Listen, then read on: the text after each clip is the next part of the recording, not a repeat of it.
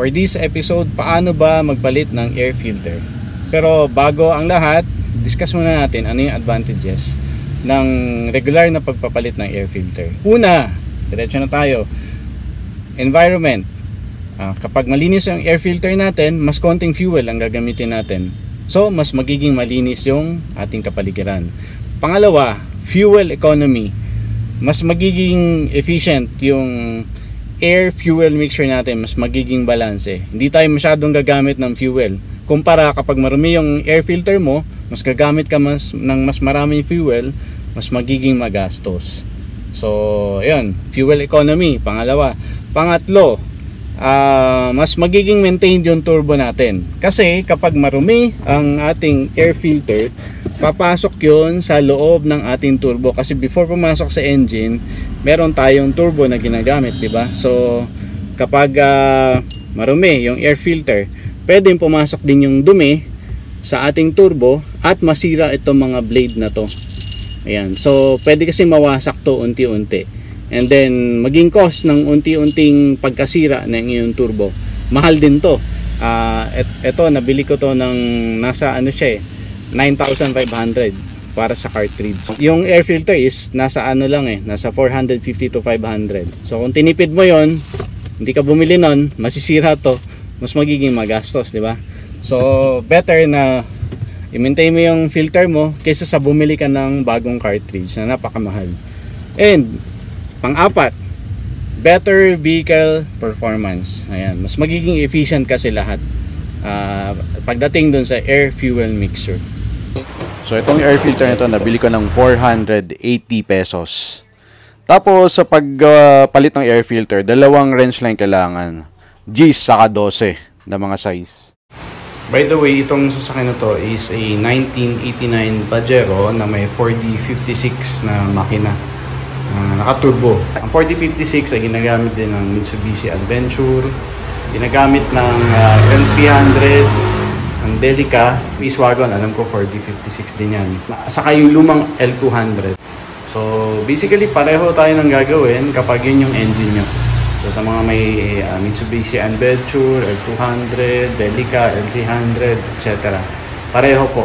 Magkakaiba lang minsan konti kasi yung air filter ng iba, siya, parang oblong yung shape. Ito kasi bilog. Ayan. So, ito po, dito, wait lang pa natin yung flashlight. Para lang may angat natin kasi nandito siya sa loob, meron pong mga tornilyo na tatanggalin lang, So, gamit lang yung mga wrench natin. So, ito, merong tornilyo dito, merong tornilyo dito, saka may tornilyo dito sa taas. Bali, 3 lang po yun na tatanggalin niya. So, mabilis lang.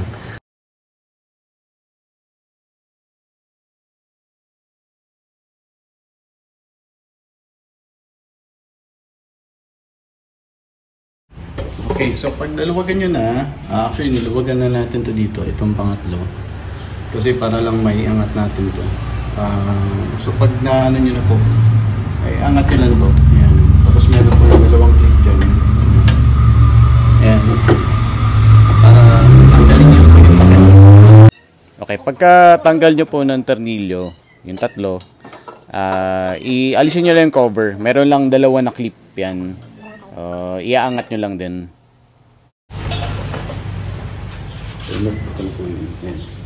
Ito yung naglalak ng inyong air filter. Okay, so ikot nyo lang po counterclockwise yung tornilyo na humahawak dun sa air filter. Ayan, tapos pagka tanggal nyo ng air filter, pansin nyo merong kulay puti. Yan po yung diffuser. So, tatanggalin nyo po yan kasi yan yung ikakabit dun sa bagong air filter. Medyo prepare sa inyo lang, pero madali lang din naman siya gawin. Ayo. Actually, ito, pinabombahan ko lang to dati. May mga dahon-dahon talaga dyan. Ayan, naalis lang dahil pinabombahan. Ayan, tapos meron tape yan. Tatanggalin nyo lang. Nakakabit kasi yung parang rubber washer nya. Tapos isasalpak nyo na po yung diffuser dun sa bagong air filter. Ayan, so madaling-madali lang talaga. Simpleng gawin lang siya. Then, lalagay nyo sa shell ng air filter. Huwag nyong kalimutan din yung washer bago nyo ikabit yung tornilyo. So kung clockwise kanina, counterclockwise, clockwise naman ngayon para i-lock yung tornilyo. Ayan. So halos tapos na tayo, no? Ilalagay natin tong cover. Pagkatapos niyan, ang gagawin naman natin, ikakabit natin itong mga tornilyo na nakakabit doon sa shell. Shout out sa members ng DIY 4D56, lalo na kay Ed Peralta Bolseco, or mas kilala ng lahat na si Doc Ed. Para sa akin, siya ang the best na mekaniko for the 4D56 engine. Yan, shout out sa iyo, Doc Ed. And then pangalawa, gusto kong bumati sa admin ng Pajero Gen 1 Owners of the Philippines na si Ken Fernando. Yan, so kapag may nagsabi po sa inyo na mahirap maghanap ng parts ng 4D56, hindi po yan totoo. Marami pong parts na mahanap for your 4D56. Isa na dyan si Sir Ken Fernando na admin ng Pajero Gen 1 Owners. So, gusto kong batiin yung kaibigan ko na dati ko rin kaklase at kapitbahay na si Black Menace. Actually, siya yung tumulong sa akin para maalis tong cartridge ng aking turbo. Umakyat pa ako ng Baguio para lang mapalitan namin itong cartridge. Ingat sa'yo dyan, Black Menace, and kumusta sa iyong pamilya. And last but not the least, gusto kong batiin yung pinsa ko na taga Davao na si Ray Chris. Ray, salamat sa iyo. Salamat at tinulungan mo kami nung nasa Davao kami at pinahihiram mo kami ng sasakyan. Naging malaking tulong yung pinahiram mo kami ng sasakyan at nakatulong din kami sa marami dahil napahiram mo kami ng sasakyan for 10 days din. God bless you all.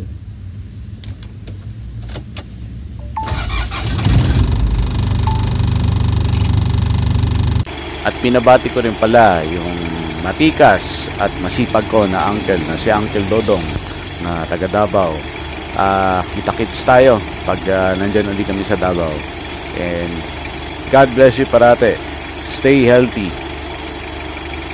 Salamat po lahat sa inyo, sa inyong panonood. Ingat po palagi. And 73.